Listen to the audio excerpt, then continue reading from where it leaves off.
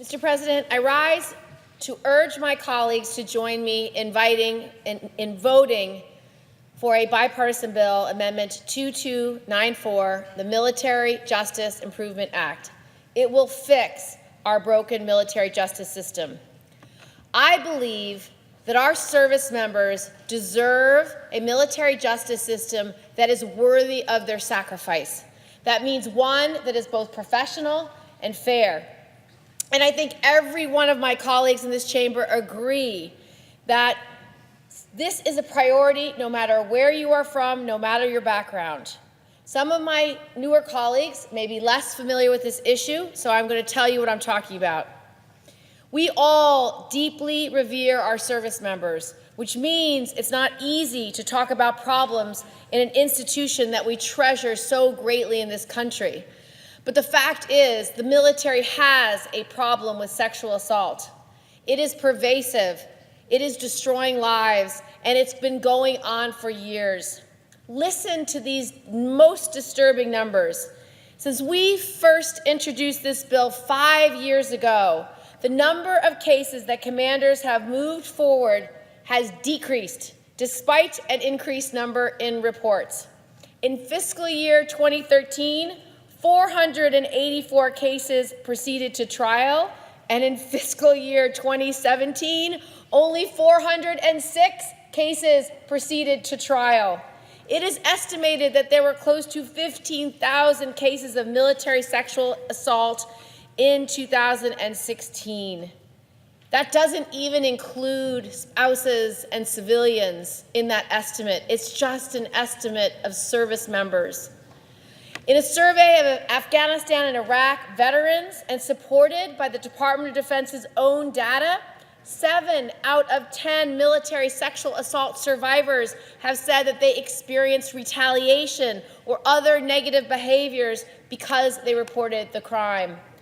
And 14% of survivors have declined to even participate in the justice process after reporting. That's how little confidence they have in this current system. And this is after years of our committee and working with the Defense Department to fix this problem. I think we've passed every small ball incremental reform anybody is willing to agree on, and it hasn't made the difference. It's even after every Secretary of Defense since Dick Cheney was Secretary of Defense who have said zero tolerance for sexual assault in the military. Almost nothing has changed. Listen to these stories. In one case, a woman was raped by a service member. She went to the hospital, she told a friend, and an investigation was started. During the investigation, 2 more victims came forward to tell their stories who said they were raped by the very same service member. The military investigative team, the military police recommended that the case proceed to a court-martial.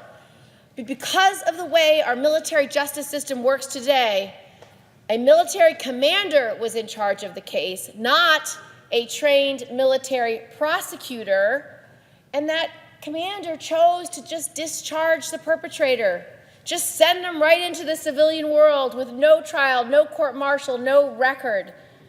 Not only were those service members who were violently assaulted denied justice, but a serial predator was also released into the general public.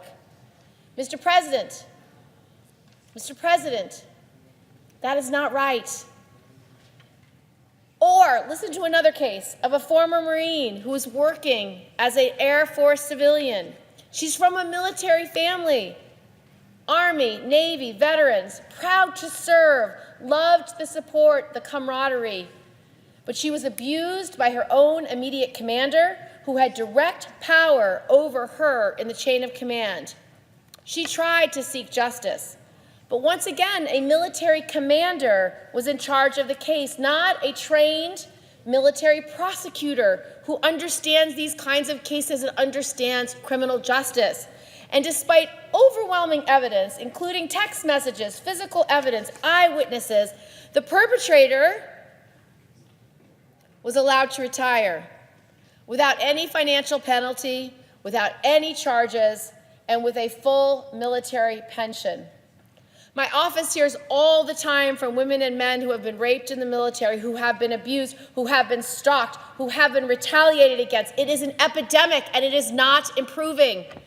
Listen to the most recent headlines from USA Today. Quote, Marine Corps General fired for calling sexual harassment claims fake news.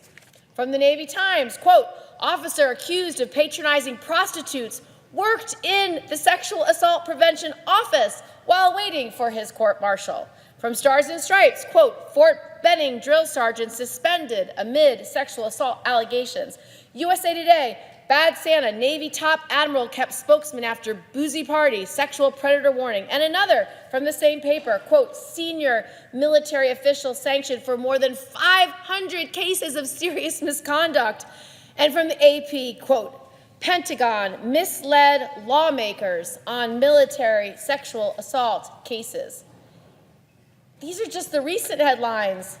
There's a pattern here. Our military justice system is broken, and the Pentagon is not being forthright about this problem.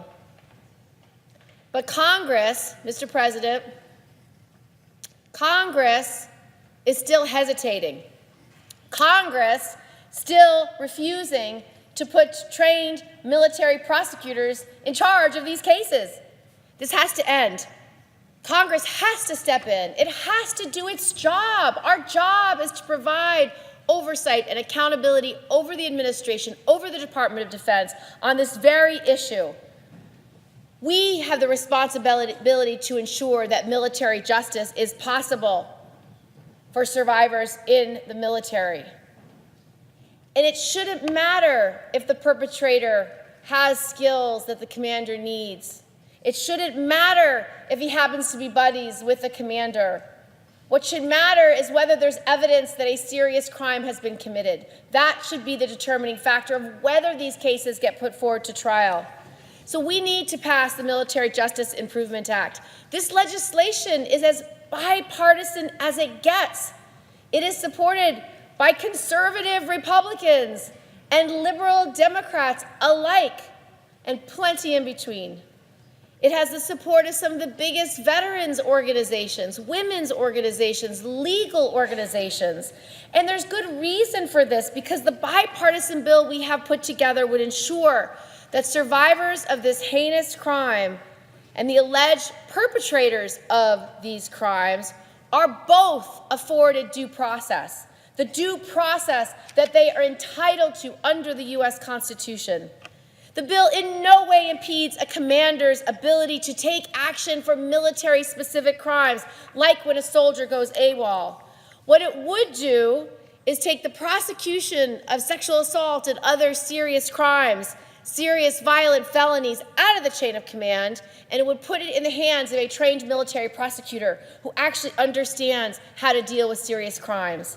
This would allow our survivors, men and women who sacrifice everything for this country, the basic right to civil liberties and justice.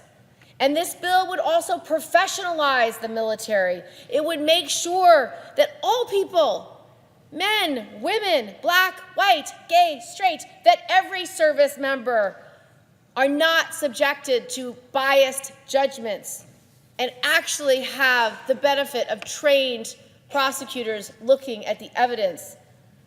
Sadly, according to a report that came out recently, in all four of the services, Army, Navy, Air Force, Marine, black service members are more likely to be court-martialed than white service members. This is unacceptable, and this bill would help alleviate some of the unfairness in the current system by having trained prosecutors make those judgments based solely on evidence. Our commanders have a tough enough job defending our country, so we should let these trained prosecutors do their job, make the right decisions based on evidence alone. We can only make this change if we pass this amendment.